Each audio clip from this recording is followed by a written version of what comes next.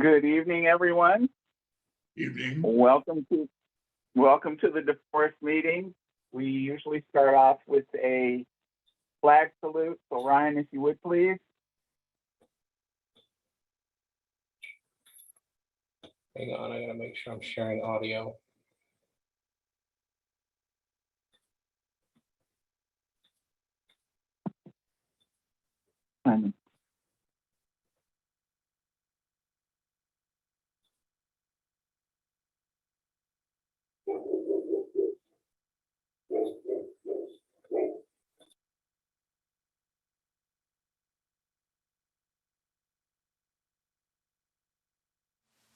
I pledge allegiance to the flag of the United States of America and to the republic for which it stands, one nation, under God, indivisible, with liberty and justice for all.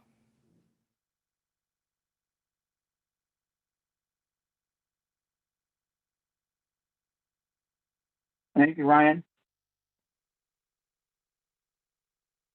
Oh boy. So now I have Lieutenant Watson, and it looks like we have Chief Prieto, or Commander. I don't have his picture, so I can't tell. Anyway, welcome. You are on. That's good timing. We don't keep anybody on from the police department for a long period of time, so we just need a quick update. Let us know what's going on in the area, and then we'll talk to the chief. Ryan, if you mind, I'll step in. I'm sorry that Chief Hebish was not able to make it today, so I'm here on his behalf. And for those of you who don't know me, I'm Jerry Prieto. I'm the Deputy Chief of Patrol for the Police Department. And I spoke to Chief Hebish earlier today, and like I said, he's unfortunately not able to make it tonight, but he's looking forward to meeting you guys next month. So I thank you guys for letting us be part of this meeting. You know, this is important for us, obviously. Partnerships like this is what helps us problem solve and proactively address and improve, conditions that affect quality of life and impact crime. So thank you again, and I'll turn it over to Lieutenant Watson to provide the update. Thank you. Chief. Thank you, Chief. Really do appreciate that. Just kind of giving you a little bit of update, a little bit of a background. December's statistics have not been officially published yet. So for December's 2021 statistics, just got a chance to talk with our crime analyst. Typically, they do come out between the 15th and the 20th of each month, and they get published on our website. But for some reason, the year end for December of 2021 has not been published yet. So bear with me. I'm going to be going over November's statistics for the reporting districts associated with DeForest Park. This is 3 different reporting districts 235, 242, and 241. It does encompass a larger area. So the crimes associated with that reporting district may not be necessarily in the park itself, but maybe in the corresponding areas. So for November of 2021, aggravated assaults were, it shows 4 aggravated assaults for that time, crimes against persons, crimes against other property crime related crimes were 4 for residential burglaries, 1 auto burglary, 2 grand thefts, 1 arson, 5 petty thefts, 1 bike theft, and 4 auto thefts. So the part 1 crimes, those are murder, manslaughter, rape, robbery, and aggravated assault. Those total crimes for those 3 reporting districts for the month of November, total 22 incidents. Part 2 crimes, which are your crimes against property, were a total of 20. So the grand total that I have for all crimes that were involving those 3 reporting districts was for 43. But it was off by 1 for one of the reporting districts, 235. So just kind of give you an idea, that area for DeForest Park, those of you who don't know, the Forest Park is separated by two different beats, beat 21 and 22. And it's also separated by three different reporting districts. So the southern end of it, which is the nature center, nature walk area, that's in one reporting district. The main area is in another, and then obviously the northern end has another reporting district. So that's the reason why it does have those three different numbers. So I tried to make it as clear as I possibly could, given the circumstances of not getting the release of the information for December. So let me open it up for anyone that has any questions or has any concerns. Otherwise, I'll give some prevention information after if anybody doesn't have any questions. Reese, do we have have any a concern? Sorry, there's two people talking at the same time. Reese, go ahead. Have a concern. The motorcycle gang of the Hells Angels or whatever are back in town again. They're visiting the area of J Mills and 60th on the east side. Their favorite thing to do is blow the intersection of 59th and J Mills and also down at South Street. They love revving their motors and whatever. The average speed limit is 35 through here. Areas of concentration in time, sir? Yes, there is. It varies on the weekend.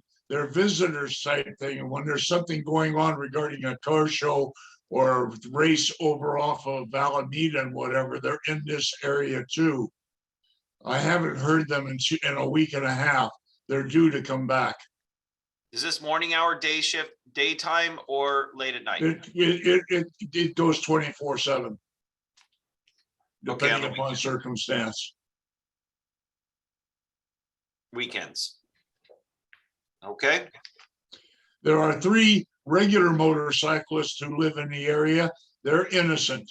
They're quiet. They obey the traffic stuff and whatever. These other guys are really loud. I mean, extra loud, and they play with that. so they're doing straight pipes is what you're saying, correct? Right, right. Or no pipes at all. Thank you very much for that. You're welcome. Do we have any other questions? Okay, we're into prevention then. Yeah, so let me just share some, we do have a violent crime EAP going on, what's called an event action plan. And what that is it basically allocates funding for extra resources for additional officers in a particular area. And what we've been experiencing a spike in is street robberies. If you haven't seen, there have been some smash and grab type of robberies that were over in another division.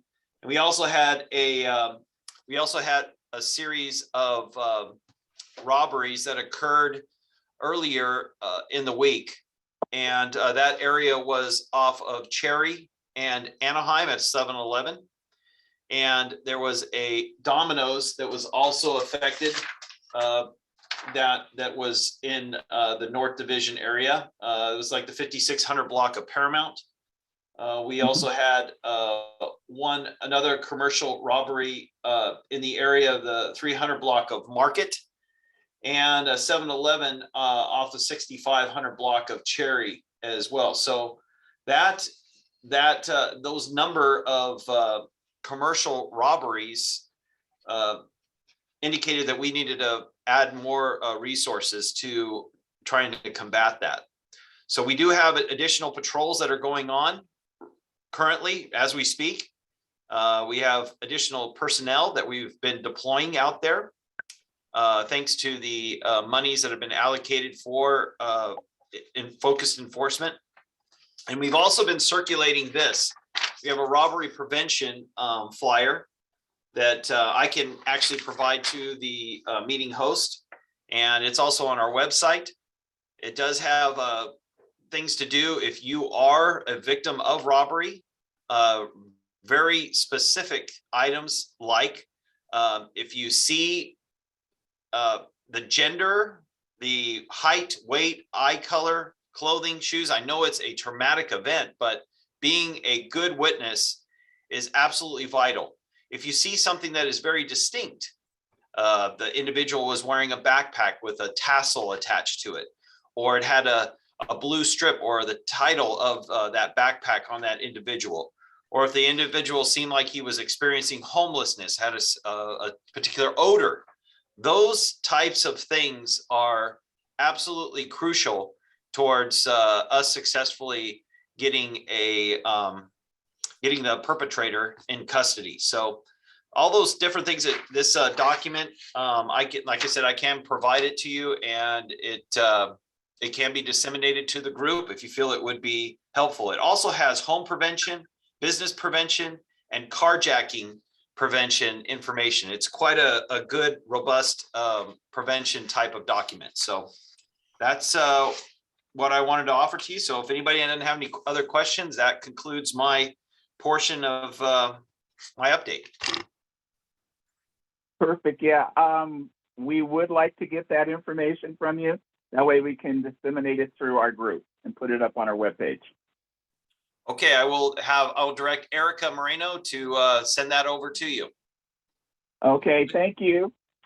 And I think no other questions. It sounds like everybody is pretty happy at the moment over here. So thank you, Lieutenant, and you're free. Thank you. Thank you very much. Have a good evening, everyone. Stay safe and healthy. Thank you for being Thank here. you. Okay. Assemblymember Gibson's office is here too. I'm sorry, what? The Assemblymember's office is here too. Assemblymember Gibson. Okay, let's have them speak. I don't see anybody from the 9th district. Hi, everyone. Can you hear me? Yes, Hello. go ahead, Brian. Perfect. Okay. So Brian from the Assemblyman District's office. I have a high-level overview for the community. If you have any questions as well, please feel free to follow up and let me know. But I've split them into several sections. That way it's easier to follow along. First and foremost, redistricting. As I'm sure all of you are aware, redistricting is finalized December of last year. Final maps are out. If you haven't seen them, please click the link I just put in the chat. It gives you a good visual of the different maps, whether it's congressional, Senate, or Assembly. This is these are PDFs where you can download and singularly view them. So again, please feel free to check those out.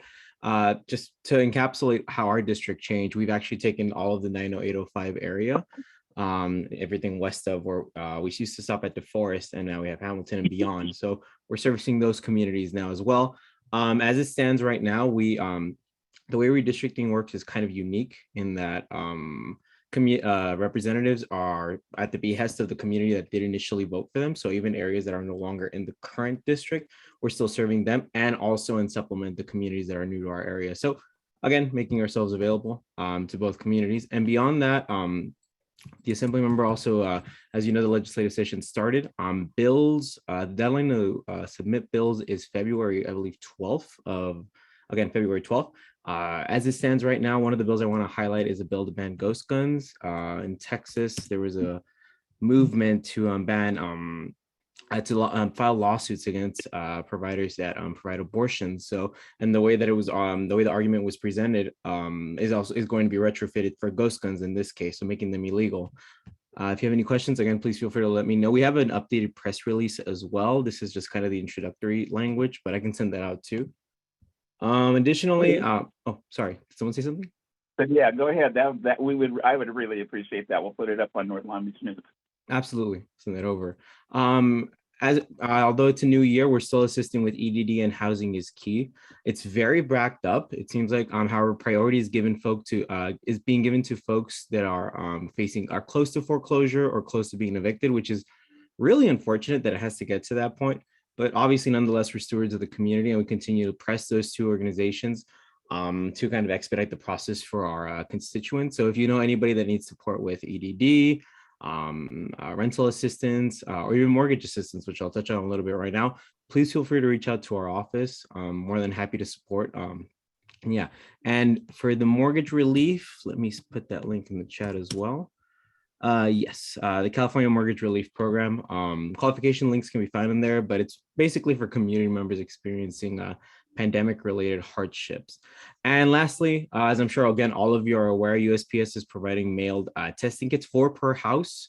Even if you don't have it, I highly encourage you to register and get your 4 testing kits, whether it be for yourself in the future in an emergency or your neighbors. I also encourage you to disseminate it to your neighbors too. Some folk aren't too tech literate. I will put that in the chat right now. I just need to pull it up as soon as I can. But yeah, as soon as I put that out, as soon as I find it, I'll send it in the chat. But beyond that, that's it for our report. If you have any questions, please feel free to let me know. And yeah, thank you for your time. Okay, well, I do have one question, Please. only one. And that is there a possibility this year of getting some new signage and trash cans for the wetlands? Trash cans for the wetlands. Writing that down, making it priority 1. Actually, funny enough, Ryan gave me a suggestion for the freeways as well. So we have a good amount of work to do for our North Long Beach community, but I'll make sure to include that as well. So signage and trash cans for the wetlands. And Mhm. then the meter on lights for both the 91 and 710 freeways, 91 west, 710 north, as you head north on Atlantic, that entrance. And I'll update you, Ryan, as you know, as more information comes to me from Caltrans. I'll keep you in the loop. And thank you, Mr. Pressburg, as well. I'll keep you in the loop on that too. Okay, thank you. Okay, do we have anyone from the 8th or 9th district? If so, District. oh, Parker, How are you doing? I didn't see your name. What do you know? My screen must not be big enough. Oh, no worries. What happens when you have one of those 14-inch screens? Yeah, no, I got the. I'm on the phone tonight. My apologies. The high definition is not it. I don't have a good webcam. Oh, no problem. You see my picture, right? Yep. So just a couple quick updates here from the 9th District Council office. The first thing I think is a major win that we got at the January 19th, so yesterday's Metro Board meeting. We had passed the Planning and Programming Committee, an amendment by Supervisor Janice Hahn to the original SR 91 freeway auxiliary lane expansion project, which was going to go from Atlantic to Cherry. We were able to secure, in addition to an already committed $3 million commitment for hardscape to kind of build what would be kind of the foundation of the new Hamilton Loop Park that we've been talking about for so long. We were also able to secure an additional 174 trees that'll be replaced, and then double the number of trees that we had before. So in total, 348 trees are going to be added back to that area after the construction is replaced. So normally Metro doesn't even replace 100% of the trees. So I think we got a pretty good commitment there. And in addition, we secured $1 million sort of compensation fund, which will pay for the installation and purchase of air filtration systems for any business or resident who lives within 750 feet in any direction from the project. So it's probably going to be about 2 blocks in any direction. This is the first time that the Metro Board, to our knowledge, has ever done anything like this. And we hope it sets sort of a new standard for what the Metro Board has to give to a community when they say we want to expand the freeway in their area. So that I thought was a big win. I thought I just needed to report on that. That's going to pass a week from today on the consent calendar at the final Metro Board meeting of January. Secondly, and this is just kind of a general community update, we are going to have a number of community visioning sessions about the fiscal year 2023 budget coming up in January at the end of this month, January 25th and January 27th. Those are both on Zoom. I'll link those in the chat a little bit later in the meeting. But on the 25th, the meeting is going to be from 6:30 to 8 p.m. And on the 27th, it's going to be from 5:30 to 7 p.m. The purpose of these meetings are just to get community input about what's going to go into this next budget. We're currently looking at a deficit situation, so we want to make sure that there are just as many folks turning out as possible, telling us what things need to stay, maybe proposing ways to get out of that problem. This is actually the earliest that the city of Long Beach has ever done its community budgeting sessions. I think partially because of COVID, but also just because this is going to be a rough year. I think some of the projections have looked at pretty significant deficits. So we want to start that engagement process early. If anybody has any questions, any casework for me, I'm going to go ahead and drop my email here in the chat. But otherwise, appreciate you guys having me here, and have a good rest of your meeting. Reese, Okay, question? well, okay, go ahead, Reese. Reese, do you have any one extra tree? I could use one on J Mills in front of 5925, my rental house.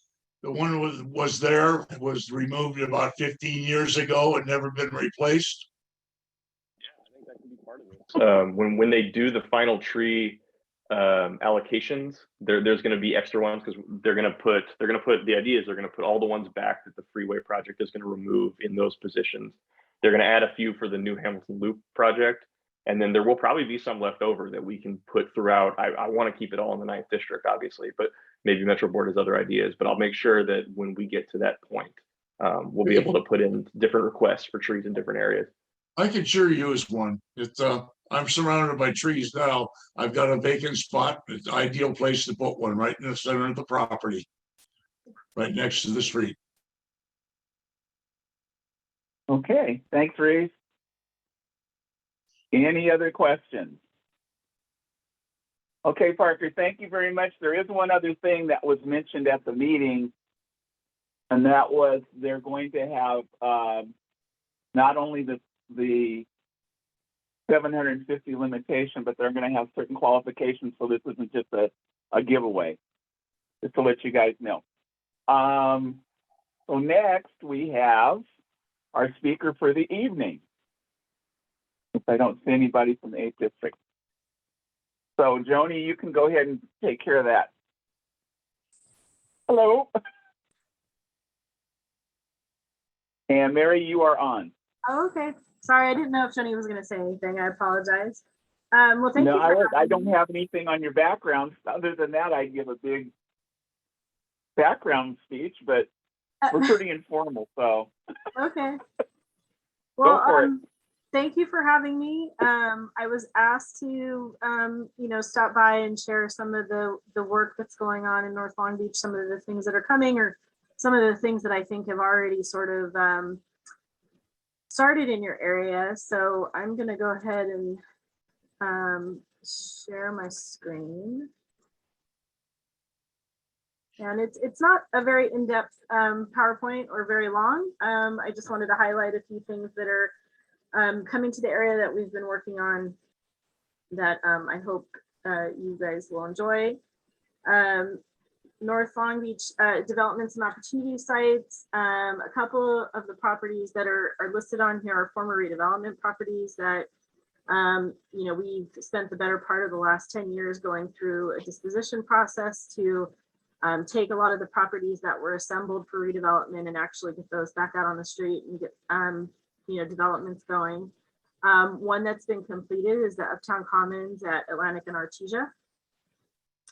The other one, I'm going to skip to number 4, is the Lab Retail Housing Project. That's actually across from the Michelle Obama Library. That project has actually been entitled. They're going through some additional site work. I think they're anticipating to begin construction probably April or May of this year. That will be retail and some housing and retail. There are some other lab projects in the adjacent area that I think are outside of the neighborhood association boundaries, but that's there's also the Artery, which is at 620 South Street, so south in Atlantic. That is residential as well. That project's moving forward, and I think they are anticipating breaking ground this year as well.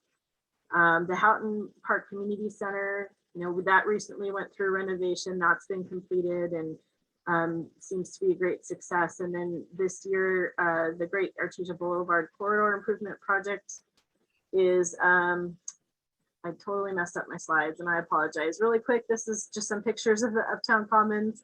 Some of you may have visited the site. That is completed. This is the Our Teacher Great Boulevard project. That's gonna enhance the street, add some street improvements, traffic signals, some signage, landscaping, traffic calming amenities for that street. And Public Works will be leading that. That'll happen, I believe later this year. Houghton Park, this is the overview of the community center that was recently done. And then this is the lab area, the green spot here on the map. That's the big residential piece that's across from Michelle Obama Library. There are these pink pieces that are current buildings that are going to be rehabbed and populated. They're going through leasing up those facilities right now. So they're in a lot of negotiations to have those activated. So that should be forthcoming this year. And I think one of the biggest developments has been the creation of the economic empowerment zones. There's anticipated to be 4 throughout the city. But the one in North Long Beach, this is the general area. We're at the very beginning of this process. We'll be going through some scoping, some community engagement, looking at the criteria and the areas we really want to focus the boundaries around. This is not all that dissimilar from the redevelopment agency and how they went through setting up the project area, where you go through community engagement, you set up the boundaries, and then from that, you can create, if it's eligible, we can create a special tax district that will generate tax revenue that can be invested back into the area for a variety of infrastructure and improvements. That process is, as I said, is starting now. We'll be bringing on the consultant that will be handling a lot of that community engagement and research. So this will probably last largely through this year to get those boundaries defined and see if we can create, that tax district to help spur economic development into the area. There was something else I wanted to mention about the economic empowerment zones, and I apologize.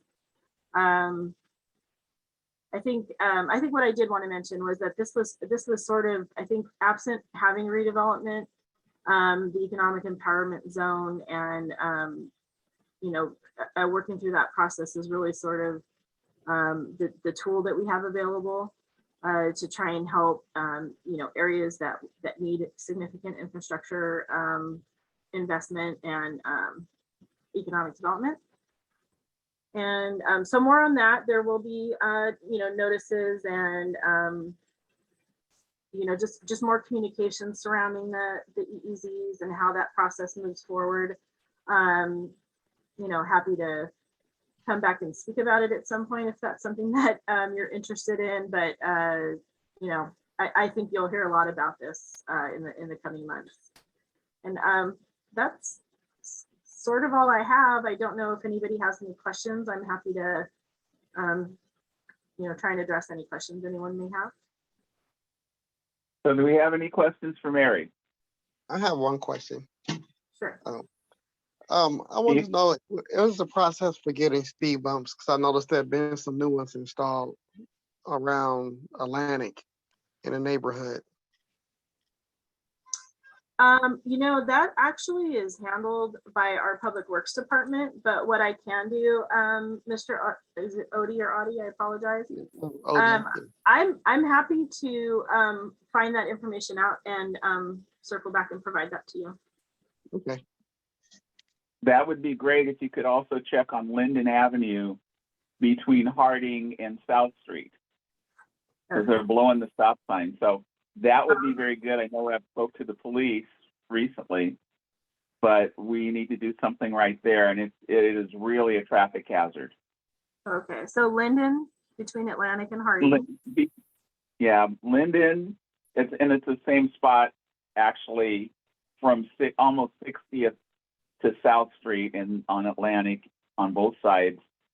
And then on Harding to South Street, that's the other speedway right behind it. Okay, and it's gonna cause some problems with the development because that development on South and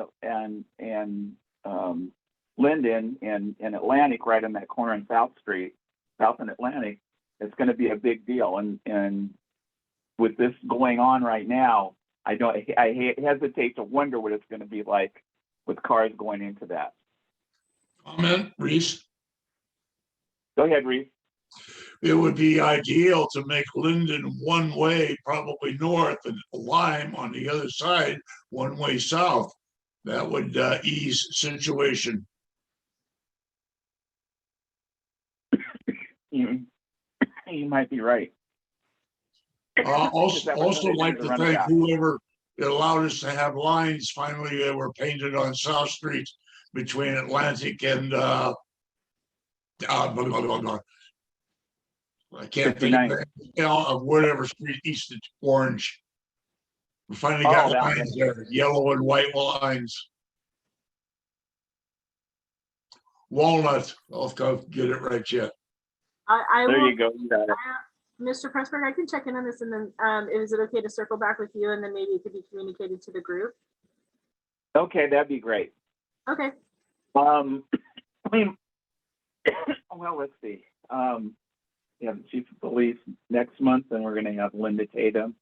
Probably April would be a good month to have you back, and you can circle back with any of this information to myself or Joni, and that would just for the updates. And if anybody needs to contact me, let me give you my phone number. It's area code 562-572-1602. And you can give me a call that way, and we will see what we can work out. Okay. It may actually be a good idea, and I don't want to necessarily volunteer them, but it may be a good idea to have maybe traffic, someone from the traffic bureau attend. They may be able to better address your questions and circle back with the group. I will check with them. Yeah. Okay. Yeah. If they would like, we might be able to get them next month too. That'd be fine. Okay. Absolutely. There was a question about where can we find out more information about empowerment zones?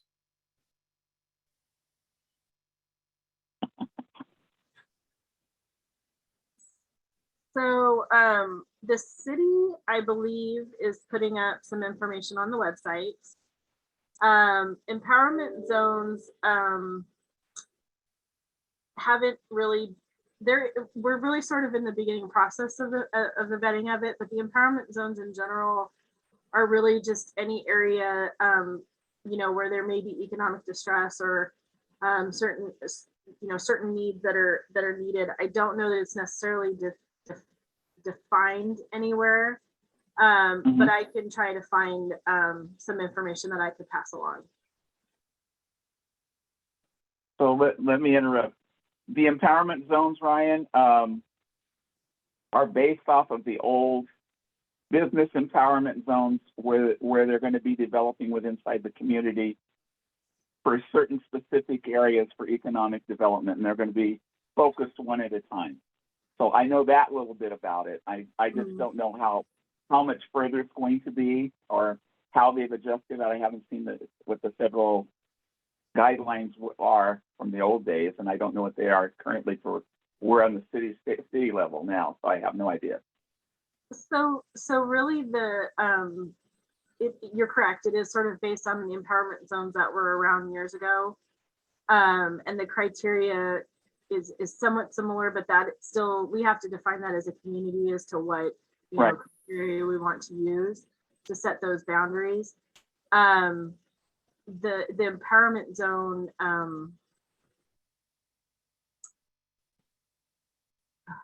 I totally lost my train of thought. I apologize.